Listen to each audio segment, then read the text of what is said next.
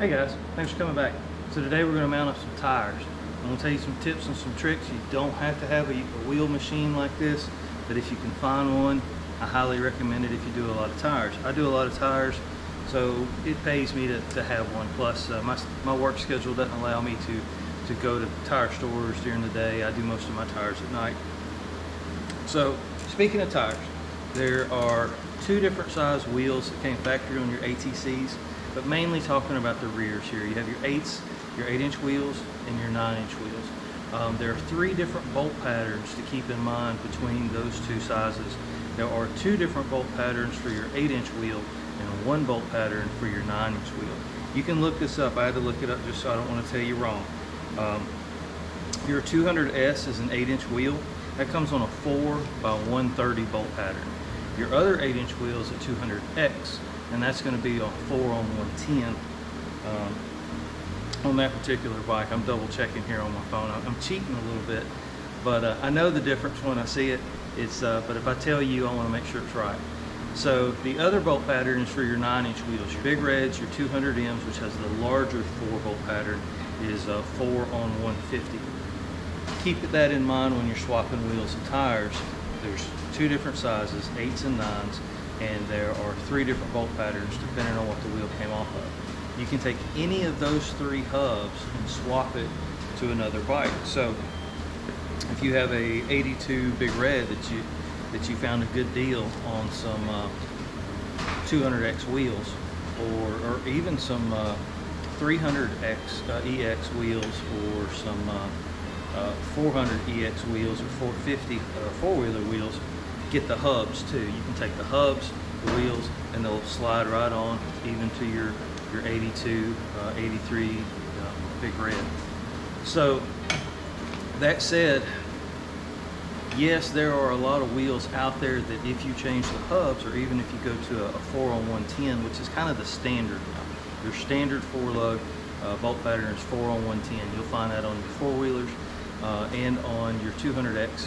They do not make a front wheel with the correct offset that I can find reasonable. I know there's a lot of caveats there. I've looked. ITP Wheel was the last company I've seen that made a front wheel with the correct offset for a rigid 3-wheel. Your 185S, your 200S, your 200 no letter, your ATC 200, which was an 84. Those are the bikes in question. That's what we're going to work on today. The same actually could be said for your Big Reds, your 200Ms and 84 or older Big Reds. We're talking the 200cc class here, basically. Those wheels you can't find. So here's a way to work around. If you find an old bike and of the 3 wheels, one of them is usable, that's okay. You can buy replacement. ITP still makes a steel wheel. You can find it on eBay, or you can find it on Amazon even carries them, believe it or not. Douglas still makes a wheel, aluminum wheel, if you want to go aluminum wheel. Those are really nice. But they're not the right offset for the front. So one of the tricks you can do is, let's say you bring in a really clean 185S, but it's got 2 rotted out wheels that are just toast, and one good one. Take that good wheel, keep it, paint it, clean it, get it ready, put it on the front, and then you can buy 2 new wheels for the rear. They're like $58 a piece. It's really not that bad considering, you can get probably free shipping on that too. That would be a 8-inch wheel. The offset's going to be a little bit different. It's in your favor. It's going to give you about an inch of width, and that's the difference in the offset between the original offset and the newer offset. So that's not going to hurt anything, and that'll be perfectly fine. The only caveat to that is you can't rotate the tires. You can't take the front off and move it to the rear or do anything funky like that unless you break the tires down and move them, keeping the rims always in that position. You can buy 2 new ITP wheels with the newer offset, probably cheaper than you can buy 2 original wheels with the correct offset. So there's a trick to, if you can get one of your 3 original wheels to work, put it on the front, that way its tire stays centered, and then get 2 different wheels, 2 newer replacement wheels on the rear. All right, that's it. This is a wheel we're working on. We got 2 to do today, and I got some tires in the mail. I love that. If you look really close on this wheel, you see this pitting right here. Okay, And what that is that's water that's got between that tire over the years, and it's just sat there for literally 30 years. Now, you could take a chance and go ahead and mount your tire up on that, but you're gonna run the risk of it leaking. And I gotta tell you, there ain't nothing worse than changing tires by hand, come out the next morning with 3 flat tires, or 1 for that matter. That sucks. That's a lot of work that you gotta start over. Now, even with a tire machine, it's a lot easier, but it's aggravating nonetheless. I will tell you though, you can break tires down by hand. You can break them down with a 2x4 resting against the tire. You can take a 2x4 and lay it against the tire and kind of come down like a ramp and then try to drive up on that tire with a tractor or a truck or something like that. There's a lot of different ways to do it, but I have seen some of these wheels that a tire machine won't take off. They were literally, they're not coming off. So the trick to those, and it's not much of a trick, it's just a lot of work, is a die grinder, a cut-off wheel, and some safety glasses. You will smoke the shop up. But cut the tire off around the rim, literally just cut around the perimeter of the tire, and then that'll leave just about a 2-inch ring of rubber and steel, because that's what it is. It's got a steel band in it. And you'll want to go in real carefully with that cut-off wheel and cut that steel band. And once you cut that steel band off, you'll be able to knock this down with a hammer and a chisel, or would probably be the best 2 tools to do that. Once you get that ring down, it'll just come off because you've cut it with the cut-off wheel. But that is a ton of work. So locally, I can get a tire mounted. They don't balance these wheels for 10 bucks.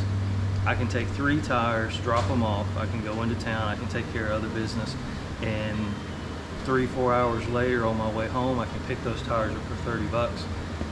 That is a great value. You can't go out in the shop for 3 hours to save 30 bucks. I'm sorry, that's just a lot of work. You're on the floor, you're on the ground, you're breaking boards, you cut yourself. Sometimes it's better to pay somebody with the right tools for the job. And that would be a tire machine, a bead breaker, and a maul, and all the other tools that they keep at a local tire shop. That's another option to you instead of doing them by hand if you don't have a tire machine. So we talked about the rust pitting inside this wheel. Now I'm not advocating if there's a hole all the way through the wheel, or if it's even a really, really thin spot. I took this wheel and I hit it with a die grinder. I went all the way around it with a flat disc wheel. Y'all seen me use this before. I really like those flat disc wheels. And I knocked all the rust off of it. Rust will cause the tire not to seat and to leak, and you don't want that. But what I am going to show you is another trick. How do you compensate with these deeper gouges? And as you see, those do not go all the way through. They are not necessarily deep enough to affect the structure of the wheel, but they could certainly allow air to slip by. And that's all we're talking about here today. So what we're going to do is I'm going to mix up some JB Weld. And I don't like JB Weld for a lot of things that people use it for, but sometimes it's the right product for a job. And I think this is one of those jobs. I've seen guys use RVT. Yes, RVT will work as a sealant, but that adds no rigidity or structure back to the wheel at all. As soon as you break that tire down, say you want to swap tires, you got to do it again. It gets all over the place. It gets on your hands. It gets on your new tires. It's just messy. The beauty of the JB Weld is it will actually flow out at a self-level.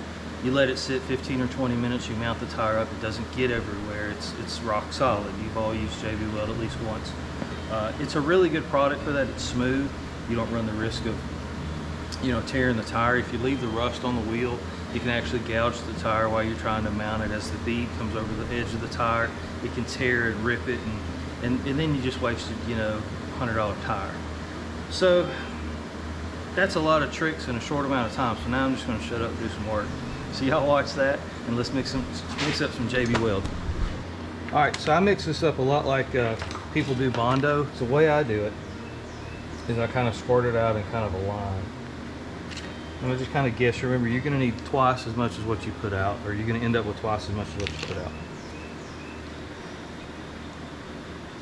So you got, this is 2-part if you've never used it before. You got the actual product itself, and then you've got a hardener. It's a chemical hardener. It makes a 2-part epoxy. That's exactly what it is. So this does actually have, I believe, some metal filings in it. I think that's one of the things that gives it the strength. When you mix this, you've got about a 10-minute window to apply it, and I'm sure that has a lot to do with temperature. It takes about 10 minutes in the heat that I'm in. And so what you want to do is you want to mix it up to it's very consistent. You want an even, consistent gray pattern or a dark charcoal pattern. If you start seeing light gray stripes in it, then you haven't mixed it well enough. So you need to mix it a little more. And you want to be sure and do that, because if you don't, it won't harden up properly. So here we got our wheel, and I've just got it set up here so you can watch. I'm just going to take a little bit off here, and I'm just going to put it onto the wheel and kind of work it down and around. Now remember, this stuff is going to self-level, and it's going to take about 15 minutes to set up. Try not to get it on the outside perimeter of the tire, or excuse me, of the wheel. You don't want to see it. All we are doing is adding a little bit of structure back to where those pits are. That's it. We want to seal up that tire. We don't want to run the risk of having a flat in the morning.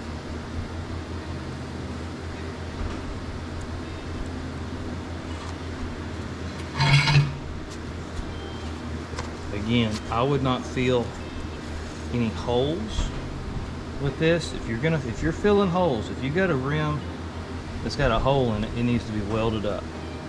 This is strictly for filling in the small pitted areas of this rim. So what I'm going to do at this point is I'm going to throw these in the sandblast cabinet. We're going to sand them down a little bit before we put some paint on them, and they'll be good to go, and they won't leak. And there's your tip for today. That's how you save 35-year-old wheel that can't really be bought again. They just don't make them with the right offset. It's a good way to save one and keep it from leaking. Do this the night before. Go ahead and clean them and put the JB Weld on them. You can go ahead and sandblast them and paint them, get them looking really nice, and then drop them off at the tire store the next day. And they'll be happy to do it for you. I mean, it's easy for them. They got the equipment. A couple things to know. A lot of people don't know. So pre-1980, but you had a two-piece wheel. If you ever look on the inside of an ATV wheel and see 6 bolts or 8 bolts, where 4 hold the rim together and 4 hold the wheel to the axle, that is a two-piece wheel. And what that is it's actually a front and a back half that come together. There's a rubber gasket that goes around the inside of them, and that's what makes them airtight. But watch for those two-piece wheels. Do not weld those up, and that's why I mention them. I have seen people take a two-piece wheel and they look cool because they don't have the step right here on the front of your wheel. Even your automotive, go look at your car or truck outside and you'll see this step, and this step's really important. I saw a guy weld these wheels up, and then he took them to get tires mounted on them. They couldn't get tires mounted on them, and it took them a little while to figure out why. And the reason why is a two-piece wheel is completely flat through here. It's just literally like a barrel with 2 rings on the outside to keep the tire on.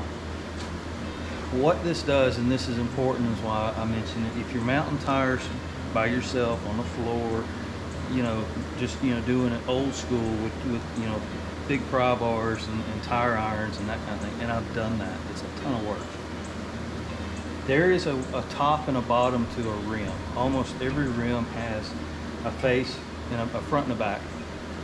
And so if you look really close on this wheel here, you see the shoulder is only about 1 inch here, but the shoulder is about 2 inches down here. And that doesn't have anything to do with the offset. What that has to do with how a tire's mounted on it. When you take that tire, and if I had one here, if I brought it over, it'd block your view. So I'm just going to kind of use my hands, and y'all kind of bear with me. When you take a tire, it's got a steel ring on the inside of it. It will not fit over this outside. I don't care what you say, it's just not going to unless it breaks. But you can take that tire and kind of squeeze it into an oval, and when you put it down over the rim, where my thumbs are and where my fingers are, the roundness of the rim, when you put it down over the rim, it goes into this cavity right here. It goes inside this shoulder, and then that allows the tire to go over and then down over the top of the rim, and then it drops down. Okay, that's how mounting a tire works. Now here's why that's important. On a two-piece wheel, you don't have this step. So the tire doesn't have a recess to go into, so the tire can't get any longer to go over the far side of the rim. Also, if you're doing these on the ground and you're manhandling them with tire irons, if you had this rim face down, you would have to take that tire and put it all 2 inches into the rim here, into this lip, this recess, and then try to stretch it over, which is further distance between this and a 2-inch lip, or 3, depending on what kind of rim you have, versus a 1-inch lip. So it's far easier to mount a tire if you look at the wheel. Now, not every rim is made to be mounted from the front. So I can't just tell you your wheel, valve stems up when you're mounting, because it's not like that. Most rims are that way, but not all. So I can't tell you that all of them are. When you get your rim, you look at it. You look at it just like I'm holding this one, and you look where this step is and where this recess starts. This is the side you need to mount from. Always mount from the side with the shortest shoulder, and then it'll just be so much easier. Always use lube on your tires if you don't have any tire lube, which most people don't know. A good hand soap works really well. You can use grease. Some people actually use grease. Use a light oil. Any type of lubricant that will allow that tire to slide. Because I have seen tires, and I've done it myself, get caught and get hung on a burr on a rim and actually try to tear the bead. And there's actually a protected piece of rubber on the inside of that steel that if that happens, it's not the end of the world, as long as you don't tear it all the way off. But you want to be mindful of that. Use plenty of lube when you're putting your tires on. Put your valve stem in before you get your tire on it. You can put it in afterwards, but it's kind of a pain to reach down in there with a tire on a wheel and mount the tire. You can get valve stems if you're considering getting a tire machine. Amazon sells these by the 50 or by the 100. I like the little shorties.